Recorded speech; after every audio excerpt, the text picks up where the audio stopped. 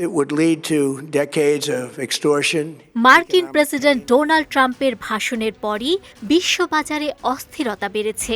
বিশেষ করে এশিয়ায় তেলের দাম হঠাৎ করেই বৃদ্ধি পেয়েছে এবং একই সঙ্গে শেয়ার বাজারে দরপতন দেখা গেছে। ভাষণে তিনি চলমান সংঘাত কত দ্রুত শেষ হবে বা গুরুত্বপূর্ণ হরমুজ প্রণালী দিয়ে নৌ পরিবহন কবে স্বাভাবিক হবে এ বিষয়ে কোনো স্পষ্ট আশ্বাস দেননি। ফলে বিনিয়োগকারীরা আশ্বস্ত হতে পারেননি। তার বক্তব্য শেষ হওয়ার পরপরই ব্রেন্ট ক্রুডের দাম প্রায় ৫% বেড়ে ব্যারেল প্রতি $১০৬ পৌঁছে যায়। ট্রাম্প দাবি করেছেন ২ থেকে ৩ সপ্তাহের মধ্যে পরিস্থিতি স্বাভাবিক হতে পারে। তবে কিভাবে যুদ্ধের অবসান ঘটবে সে বিষয়ে তিনি কোনো সুনির্দিষ্ট পরিকল্পনা তুলে ধরেননি।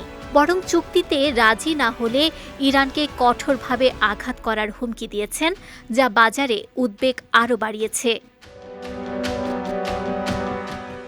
হোয়াইট হাউস থেকে দেয়া ভাষণে তিনি বলেন, যুক্তরাষ্ট্র তার সামরিক লক্ষ্য অর্জনের পথে অনেকটাই এগিয়ে গেছে।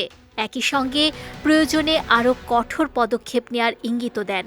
অন্যদিকে মার্কিন প্রশাসনের ভেতরেও এই সংঘাত নিয়ে ভিন্ন মত দেখা যাচ্ছে।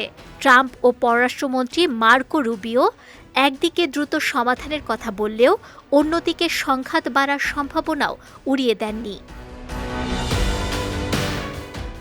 এদিকে ট্রাম্পের আলোচনায় অগ্রগতির দাবির সঙ্গে একমত নয় ইরান।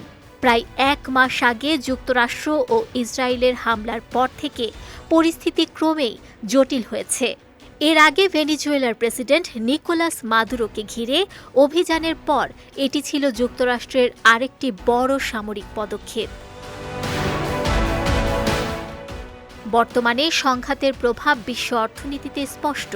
হরমুজ প্রণালী আংশিকভাবে অচল হয়ে পড়ায় বিশ্বে প্রায় ২০% তেল ও এলএনজি পরিবহন ব্যাহত হচ্ছে।